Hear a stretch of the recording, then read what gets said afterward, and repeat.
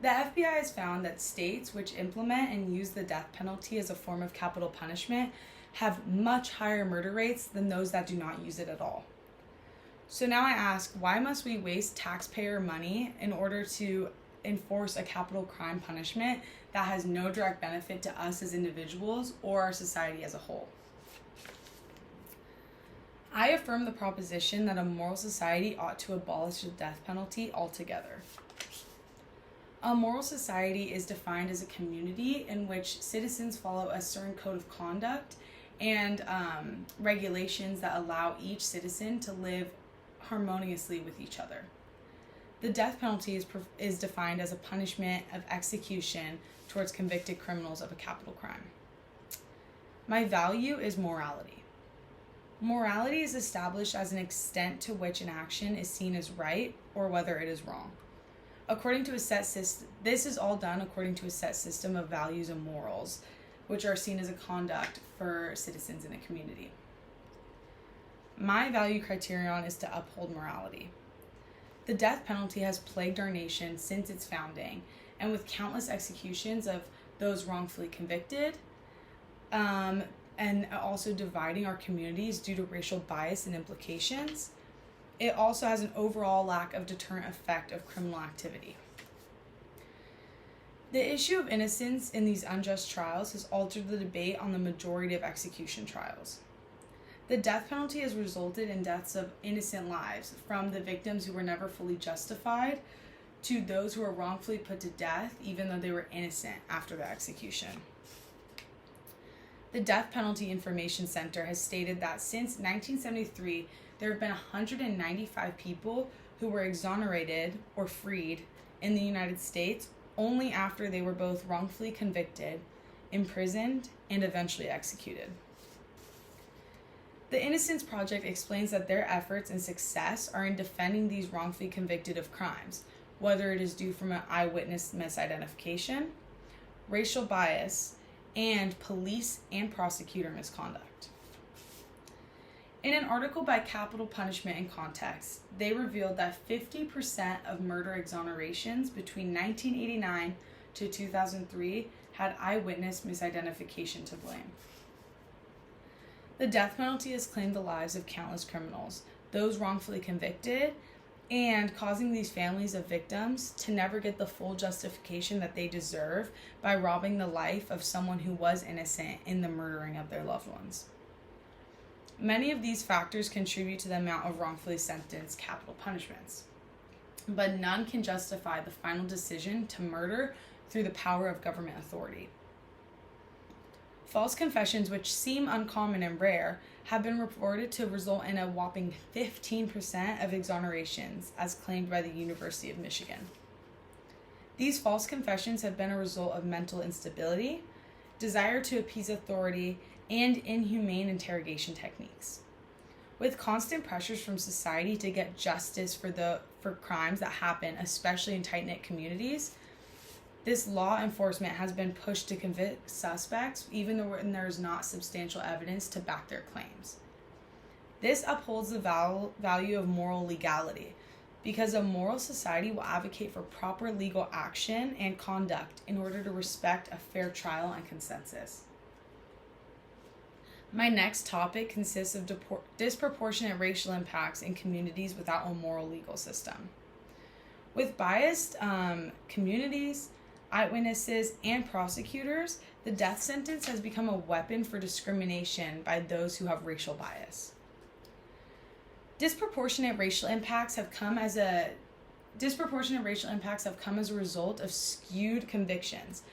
According to the Innocence Project, almost 300 Black citizens have been executed after being accused of murdering white people. This is 17 times more than those who were white convicted of the same crime. ACLU exposes that people of color have accounted for 43% of total executions since 1976. Okay. Before the Civil War in Virginia, there were over 60 capital crimes for those who were in slavery, but only one for the white people who had them enslaved. The death penalty is a cruel and unusual punishment, and since the implementation, people have used it to punish criminals more severely based on the color of their skin. Because these court cases must have a jury present, many death sentences, such as inmate McCluskey's, were found to be racially biased only after execution. The racism of these Georgia jurors who overlooked McCluskey's case resulted in his death by electrocution in 1991. Systemic racism has stemmed from a state to a federal level, causing skewed proportions of death penalties. From slavery to Jim Crow, the death penalty has been used as a tool for injustice, racism, and discrimination since the founding of the United States. This upholds the value of morality and racial differences and overall equality. With racial impacts, the death penalty has also had a lack of deterrent effect overall for crime in our society. As the death penalty is seen as the highest form of punishment that government can give, it does not prove itself to effectively stop crime. The death penalty does not successfully deter crime. In an article by the Human Rights Careers, they explain that these expressive crimes are influenced by rage, depression, drugs, or done without full conscious thoughts about the ultimate consequences. These expressive crimes include things such as mass shootings and murder sprees, in which the criminal does not have any conscious thought about what their consequences will have. According to the American Civil Liberties Union, there is no credible evidence that the death penalty actually deters crime more than a long prison sentence. As the conversation has stated, not only does capital punishment not decrease crime effectively, but execution is much more expensive than paying for a criminal's life in jail. The death penalty's ultimate goal has always been to execute criminals, but more killing does not stop this chain of unjust treatment. Many criminals do not fully understand the consequences of their actions, and while this does not make them right, they also do not care sometimes. Amnesty International even clarified that states without the death penalty continue to have significantly low crime and murder rates compared to those that retain capital punishment. With no direct benefit from capital punishment, there is no reason for it, with the risk of multiple innocent lives lost and justification that is never received. A society that is morally just must fully abolish the death penalty. I affirm this proposition on the substantial evidence exposing these punishments and their true consequences to be had. We must, as a society, take care of each other and the members of our society.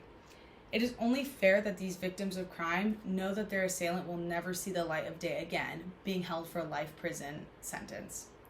And it is only fair to our members of society that are incarcerated in prison that they do not wake up on a prison cot daily, wondering if this morning will actually be their last. The death penalty may seem to be the only viable option, but a life in prison will carry the same weight, if not heavier, without staining our hands of the same blood that they carry. It is a worldwide consensus that to take a life is morally unjust. And while these convicted criminals and murderers are wrong, we do not have to join them in this. As renowned author and poet Clint Smith said, he used his voice to share, the death penalty not only takes the life of those strapped to the table, it takes a bit of the humanity in each and every one of us. Thank you.